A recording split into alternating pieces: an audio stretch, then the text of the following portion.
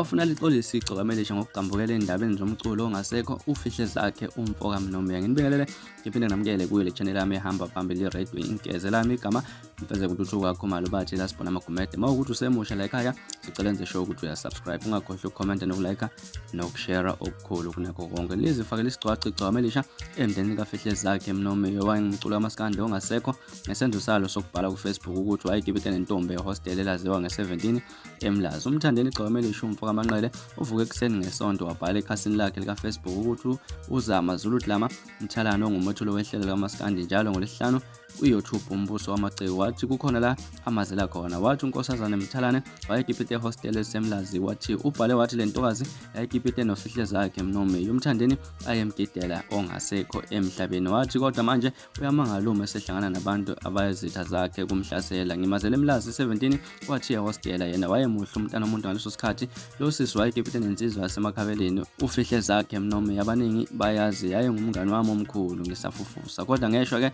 uNkulunkulu wavele wasephuca yona seyashiya emhlabeni. Ubhale kanjena eqhubeka ebhala uthi akakhumbuli ngisho neyangelilodwa ilanga ebapopola khona uma bezitiki ikamela. Uyamangala nje kodwa unkosazana Mthalane esehlangane nezitha zakhe ngokululaza igama lakhe. Lokhu kuze emva kokuba unkosazana Mthalane ohleleni lakhe ayememe babe ngamagidangoma kaMthandeni uPholo Makhoba kanjalo noMashonisa. Le ntokazi bese babuza ukuthi kuyiqiniso yini ukuthi uMthandeni uthandana nabobulili obufana nabakhe. Akapholisanga maseko uMthandeni wavuka ngesonto wayehlikiza ku-Facebook kube sezifakela isicwaca kubafowabo kaFihlezakhe njengoba umbhalo wakhe ubacasulile bafuna nokwazi ukuthi ukuxabana kwakhe nonkosazana Mthalane kumfaka kanjani uFihlezakhe. Okanjalo uFalakhe umfoka Mnomiya ongumfowabo kaFihlezakhe uthe njengomndeni bayafisa ukwazi ukuthi uMthandeni ukuthathaphi ukuthi uFihlezakhe wayegibite nentombi ngoba ngokwazi kwayo yami isiduku kwenziwa yonke izimfanela uthe sekumele kuyokhokha amalobolo kwaba khona isixushunxushu eziba khona lapha nezaholela ekuthenini bahlukane kodwa abakazi bagibide. Kuyasimangaza futhi ukuthi abhale ngomfowethu ongasekho